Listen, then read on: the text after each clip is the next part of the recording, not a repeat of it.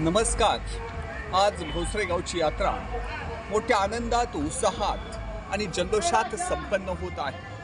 भोसरे गावची यात्रा म्हणजे आनंदाला उधाण येतं, उत्साहाला उधाण येतं.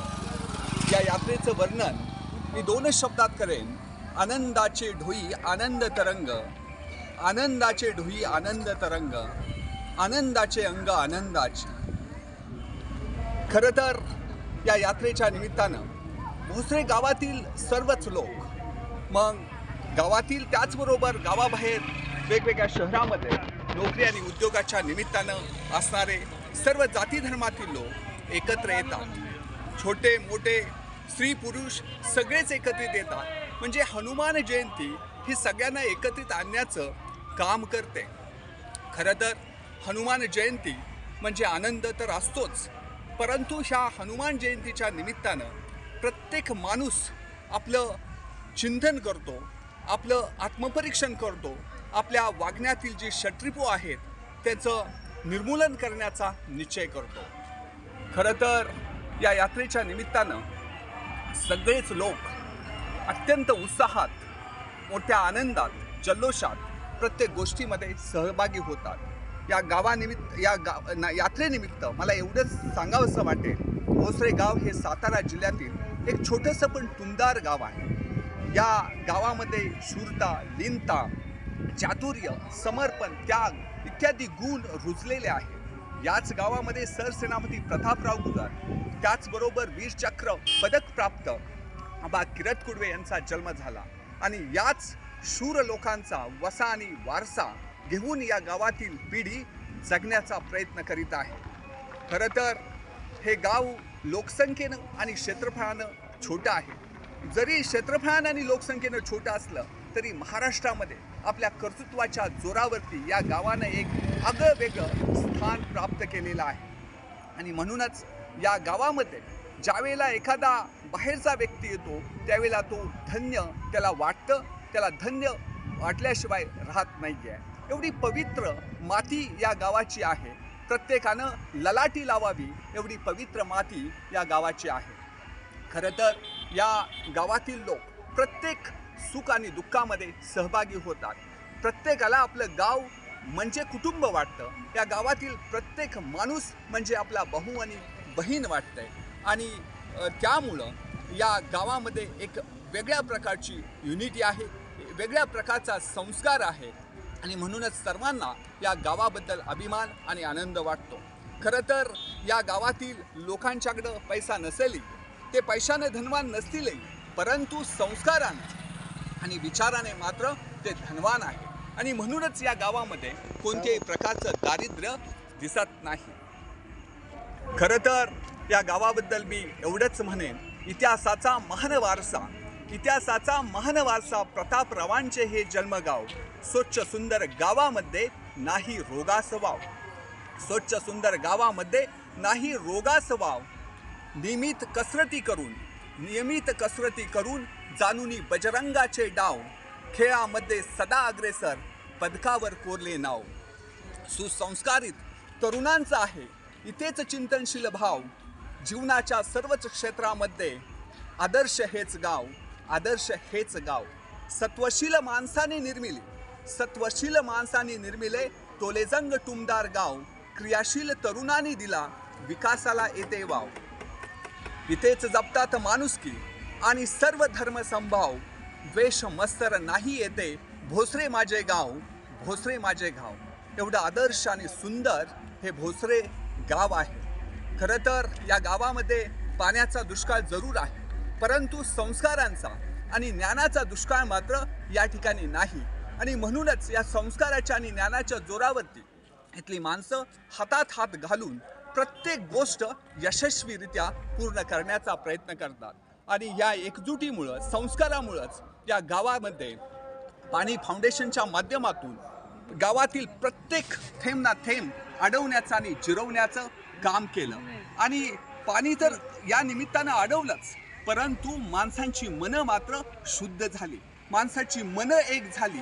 हा देखील खरं तर हे देखील यश या निमित्तानं या गावाला प्राप्त झालेलं आहे.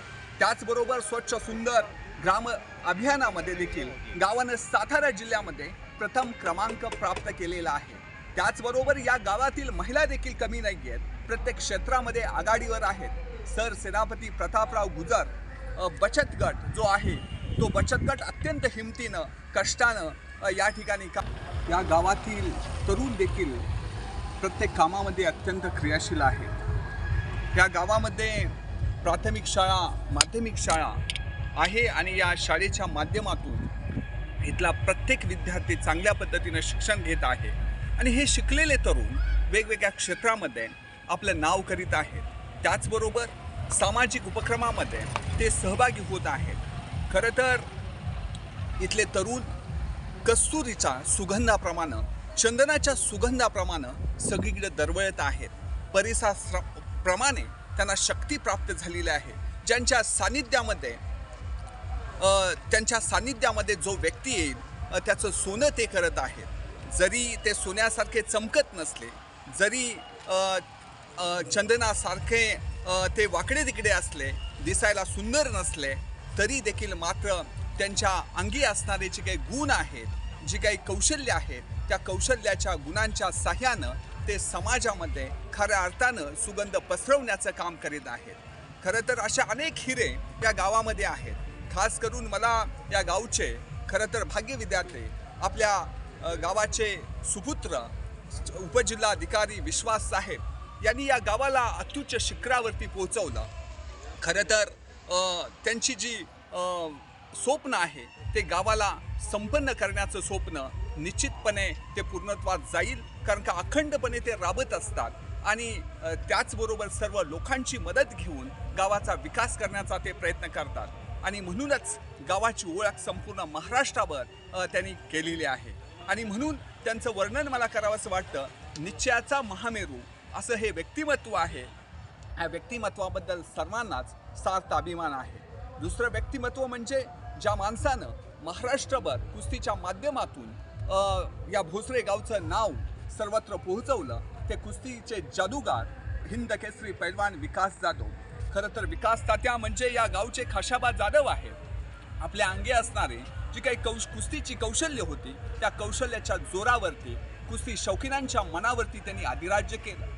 याचबरोबर ज्यावेळी एखाद्या माणसाचा श्वास रोखला जातो, तो श्वास पुन्हा पूर्ववत करण्याचं दैवी काम आपल्या गावचे भूमिपुत्र डॉक्टर अनिल सर करत आहेत। खरं तर ते गावचे अल्केमिस्ट आहेत असं मला वाटतं, किमयागार आहेत असं वाटतं, कारण त्यांच्यामध्ये असणारी जी काही विद्वत्ता आहे आणि हातामध्ये असणारी जी काही जादू आहे, त्या जादूमुळं, दैवी जादूमुळं अनेक माणसांना सुंदर आयुष्य जगता येत आहे। अशा अनेक विकास तात्या, अनेक विश्वास साहेब, अनेक अनिल सर या गावामध्ये आहेत, आपापल्या क्षेत्रामध्ये काम करत आहेत आणि प्रत्येकाबद्दल या गावाला अभिमान आहे।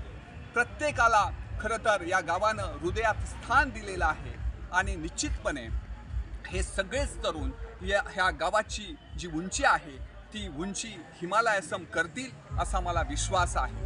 या गावाबद्दल मी शेवटी एवढंच म्हणेन, गाव ओढ्याच्या काठी आदर्श माझे गाव, गाव ओढ्याच्या काठी आदर्श माझे गाव, जगात मी मिरवितो तिचे लेवून या नाव, जगात मी मिरवितो तिचे लेवून या नाव।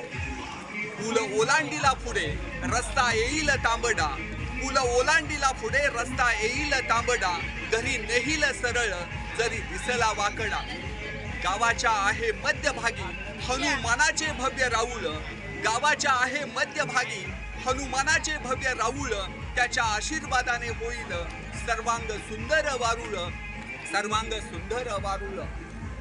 द्वेष मत्सर यांना नाही येते स्थान, द्वेष मत्सर यांना नाही येते स्थान, प्रेम माया जिवाळा हीच आमुची खान, प्रेम माया जिवाळा हीच आमुची खान।